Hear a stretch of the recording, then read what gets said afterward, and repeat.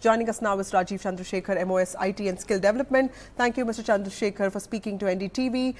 So we've seen this report by the PM's Advisory Council on the Hindu population declining by at least 7% from 1950 to 2015. You have tweeted, you have posted on X about matters such as illegal immigration and also conversion. How big are these concerns? No, I think it's not a question of whether it's big or small. I think certainly the report reveals that there have been some pretty significant changes to our demography and makeup of our population in the last few years, few decades.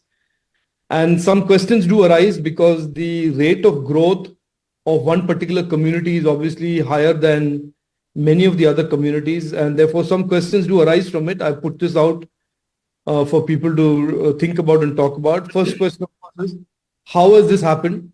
What is the cause for one community to grow much faster than any other minority community or indeed the majority community? Is there any connection to illegal immigration? Is there any connection or correlation to conversion?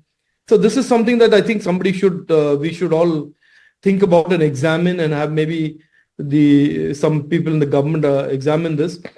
The second question that arises from this is when one minority community grows so much faster than other minority communities, is there a risk that the other minority communities like Parsis and Jains and Buddhists and Sikhs and Christians are crowded out from the benefits and the schemes that are designed for minorities, from education, from jobs to opportunities?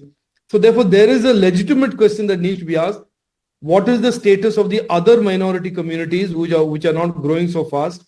Are they being deprived or do they still have access to these to the protection under the Constitution? And the third is the most very important in the context of this debate on reservations is that when one minority community, the Muslims, are growing so fast, and a political party like the Congress is talking about going against the Constitution and giving that same community more reservations, which is totally against the Constitution, what then happens to the other communities in India which have been deprived for so many decades, the OBCs, the SCs, the ST community, brothers and sisters? What happens to them if on one hand you have the Muslim community grow so fast and they are being promised reservations? So what happens to the opportunities? What happens to the growth and development of these, the OBC, SC and ST brothers and sisters? Is again, I think, a legitimate question that this report is causing people to talk about and think about. So there are these questions, I think, as we look to the future of India, as we look to a Viksit Bharat, these are legitimate questions that arise from this report. And I hope the people, not through the prism of opportunistic politics, but through the prism of really planning for the future of India in a much more inclusive way where everybody has opportunities, consider these questions and looks for answers.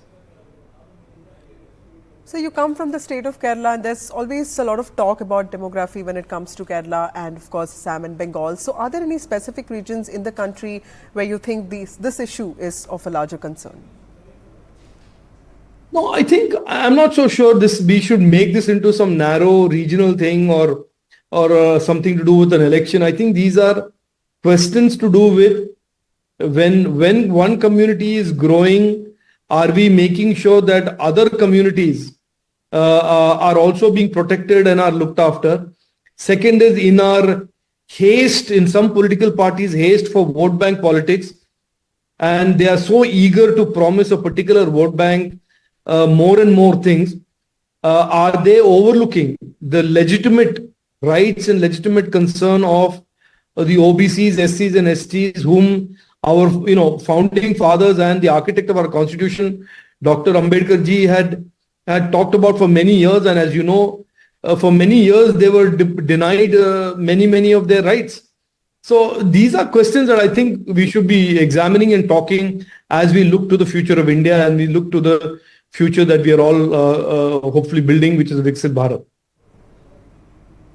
So questions are also being raised about the timing of this report because this is coming in the middle of elections, and some may also call it scaremongering. How does one assess data in the midst of this ongoing political controversy around reservations? Because BJP is saying that Congress will bring in Muslim quotas, and the Congress is claiming that BJP will alter the SC/ST reservation policy. I particularly don't feel that when there is some truth that is put out there, data and facts that are put out there, whether it is during election, before election, or after election, facts remain the facts, the truth remains the truth. And there is no way of people trying to wriggle out of an uncomfortable truth and to find a more convenient truth. These are the facts as they have been put in front of the country. This is election time, and I think everybody has a legitimate right to understand what is going on, what has gone on in the country for the last several decades. And today we are all, as every Indian is today, focused on the future of India, the Viksit Bharat. So therefore, everything that has happened in the last 10, 50 years is legitimate, that every Indian is aware of all the facts as we go into this election and for subsequent election. So I don't see this as, I see the Congress's griping about this as legitimate, their standard legitimate strategy, which is that they keep wanting to avoid talking about the future of India. They want to talk about any idea for the betterment of people, and they want to look at opportunistic vote bank politics. This may not be convenient for their vote bank politics, but certainly it's a fact and a truth that has been put out there for people of India to see, understand, and think about.